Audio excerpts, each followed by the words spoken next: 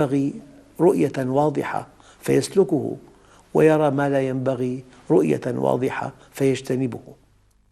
أيها الإخوة الكرام، هذه الآية الثانية أصل في الموضوع.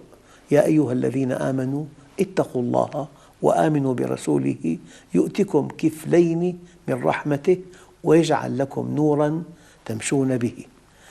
من هنا قال الإمام الغزالي رحمه الله تعالى: تقوى الله تعني أن نوراً يقذفه الله في قلب المؤمن فيرى به الخير خيراً والشر شراً.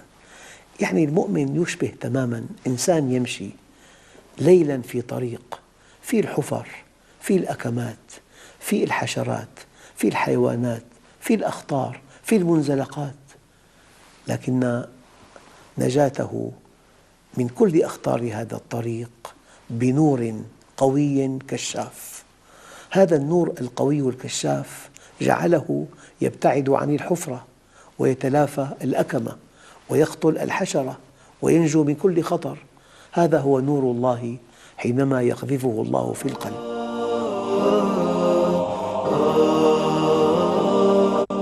أيها الإخوة الكرام، آية ثانية: الله ولي الذين آمنوا، وليهم يربيهم، يرشدهم، يؤدبهم، يخوفهم أحياناً، يبشرهم، يرفع قدرهم. الله ولي الذين آمنوا يخرجهم من الظلمات إلى النور. الذي يلفت النظر في هذه الآية أن الظلمات جاءت جمعاً وأن النور جاء مفرداً. الجواب اللطيف: الحق لا يتعدد، يعني بين نقطتين لا يمر إلا خط مستقيم واحد، ولو حاولت أن ترسم بين نقطتين آلاف الخطوط المستقيمة تأتي جميعها فوق بعضها بعضاً. الحق لا يتعدد، لذلك جاء النور مفرداً. أما الباطل كالخطوط المنكسرة والمنحنية، قد نرسم بين نقطتين آلاف الخطوط المنحنية والمنكسرة. لذلك الله ولي الذين آمنوا يخرجهم من الظلمات إلى النور، والذين كفروا أولياؤهم الطاغوت يخرجونهم من النور إلى الظلمات. يتضح من هذه الآيات أن الإنسان يتحرك، هو كائن متحرك تحركه حاجاته وشهواته وغرائزه وطموحاته. هذه الحركة إما أن تسبقها رؤية صحيحة، وهذا هو المؤمن، وإما أن تسبقها رؤية خاطئة، وهذا غير المؤمن الذي ضل سواء السبيل وتحرك لغير سعادته وهنائه.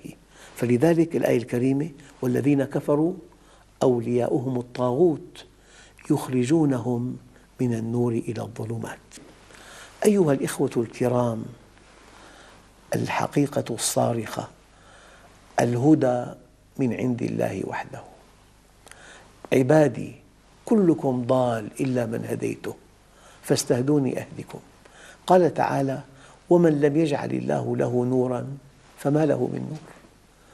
النور من عند الله، الرؤية الصحيحة من عند الله، اتخاذ القرار الحكيم من عند الله. أيها الإخوة، بطولة المؤمن أنه يهتدي بنور الله، يتحرك بتوفيق الله، يمشي لهدف واضح كان نتيجة رؤية صحيحة. فكلما اتقينا ربنا وأطعناه قذف في قلوبنا نوراً. فالإنسان أحياناً يعيش بمجتمع فاسد ومنحرف، هذا المجتمع رؤيته غير صحيحة، بينما المؤمن يتمتع بهذه الرؤية فلا يقع في المنزلقات والأخطاء التي يقع بها غيره. الآية التي تلفت النظر هي قوله تعالى: يريدون ليطفئوا نور الله بأفواههم. تصور ضوء الشمس، لا أقول نور الله، ضوء الشمس. تصور ضوء الشمس، كيف أن إنساناً بسذاجة ما بعدها سذاجة أراد أن يطفئها بنفخة من فمه. لذلك هذا الذي يحاول أن ينهي الحق أو أن يلغي الهداية أو أن يفسد على الله هدايته لخلقه، هذا مستحيل وألف ألف ألف مستحيل تماماً، كمن يحاول إطفاء ضوء الشمس بنفخة من فمه، يريدون ليطفئوا نور الله بأفواههم والله متم نوره ولو كره الكافرون.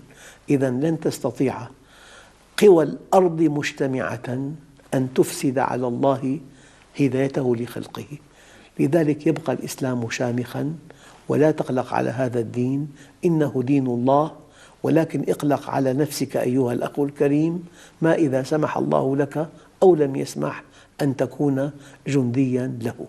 لذلك ما ضر السحاب نبح الكلاب، وما ضر البحر أن ألقى فيه غلام بحجر. أيها الإخوة الكرام، إلى لقاء آخر إن شاء الله تعالى، والسلام عليكم ورحمة الله وبركاته.